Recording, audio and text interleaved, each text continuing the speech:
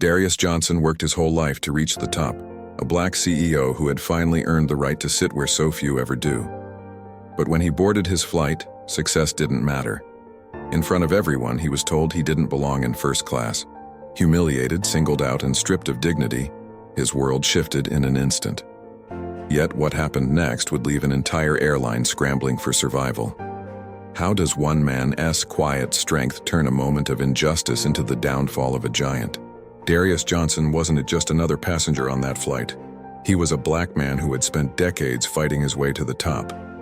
As a CEO, every achievement carried the weight of battles others never had to fight. From late nights in empty offices to boardrooms where his presence was questioned before he even spoke, his life was proof of resilience. Success didn't come easy, but he had earned it. On this day, he was traveling for business, carrying himself with the quiet confidence of someone who belonged. He had paid for his first-class ticket, not as a luxury, but as a symbol of what perseverance can achieve. The polished leather seats, the soft lighting, the calm before takeoff. It was a rare moment to breathe after years of non-stop pressure. But beneath the surface of comfort, the world he was stepping into was not equal. For him, no seat, no status, no title could completely shield him from the weight of prejudice. What should have been a routine flight would soon turn into a humiliating test of dignity, one that would not only challenge him, but shake an entire airline to its core. The cabin filled with the usual pre-flight chatter, luggage being stowed, seatbelts clicking, attendants moving briskly through the aisles. For Darius, it was routine. He opened his briefcase, reviewed a few notes, and prepared to disconnect from the chaos of the world for just a few hours. But then, a shadow fell across his seat. A flight attendant leaned in, her voice low but firm. "Sir, I'm going to need to see your boarding pass again." He looked up, surprised but complied. She scanned the ticket, frowned, and shook her head. "This seat isn't yours.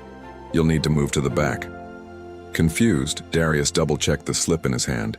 It was clearly marked, first class, seat 3A. He had paid for it, just like everyone else sitting around him. "There must be a mistake," he said calmly, pointing to the print. But her expression didn't change. The other passengers began to notice. Eyes shifted, whispers grew louder. Some looked away uncomfortably, others leaned in as if waiting for a spectacle. The pressure in the air thickened. He felt it, the quiet judgment, the unspoken question on their faces. Does he really belong here? Within minutes, another staff member arrived, this time with the authority of a supervisor. "Sir, you'll need to gather your things. You're not allowed to sit here." The words weren't shouted, but they carried a sharp edge, slicing through his composure. He thought about objecting, about demanding they acknowledge the clear evidence in his hand. But he also knew how quickly defiance could be twisted, how easily a calm refusal could be branded as aggression.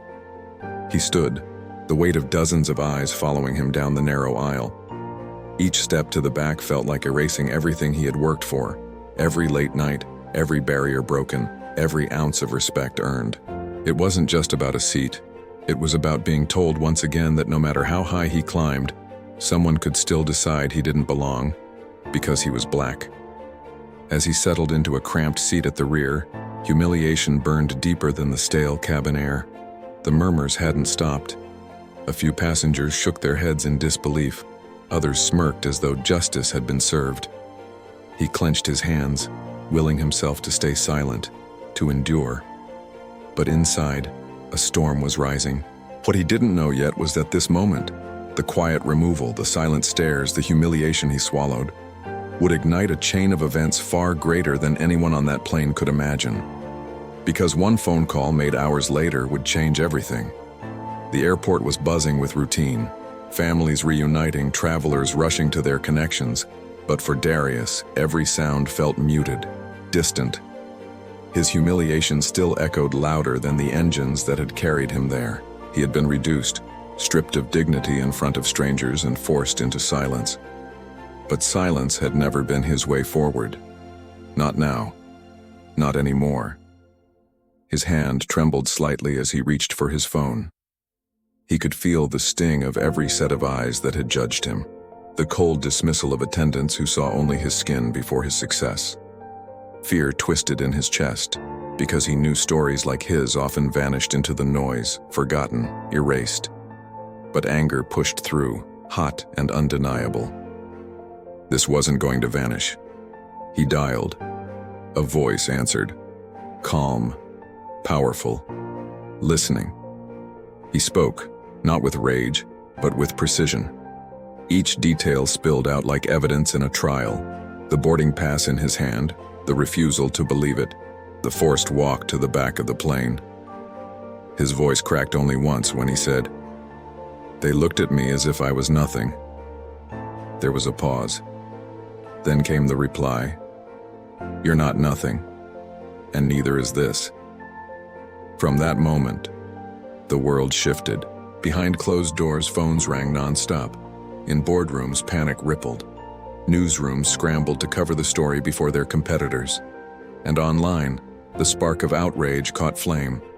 Thousands of voices, millions of eyes, all demanding answers, all pointing to the same injustice. He had walked off that plane carrying humiliation like a weight. But now, that same moment was turning into something else. A weapon, a reckoning, a force too big to silence. The airline had underestimated him. They had underestimated the world watching. And as the first headlines hit the airwaves, one question began to surface everywhere. Was this the moment that would finally bring the giant crashing down? The headlines spread faster than the airline could contain them. In just days, the story became a symbol. One black man's humiliation echoing the experience of countless others. The company scrambled to apologize, to explain, to salvage what was left of its reputation. But the damage was irreversible. Flights were canceled, lawsuits mounted, investors fled. Within weeks, the airline that once boasted of its prestige was collapsing under the weight of its own actions. For Darius, the victory was bittersweet. Yes, the airline had paid the price. Yes, the world had finally been forced to see what he endured. But no public apology, no corporate downfall could erase the memory of being told he didn't belong. That wound would remain, because it wasn't just about him. It was about a system where a black man's skin color could outweigh his title, his success, his humanity. And that's why his story matters. Because for every CEO who finds the strength to fight back, there are millions of others who suffer in silence. Millions who walk away without cameras, without headlines, carrying the same weight, but without the world ever knowing. Racism doesn't always announce itself with violence. Sometimes it hides in a glance, in a denial, in a seat taken away. And every time, it leaves scars. So the question is this: how many more stories need to surface before change is more than just a headline? How many more lives must be diminished before dignity is no longer up for debate? Because this wasn't just the fall of an airline. It was a reminder that justice, no matter how delayed, can still roar to life, but only if we refuse to stay silent. This story isn't just about Darius, it's about all of us.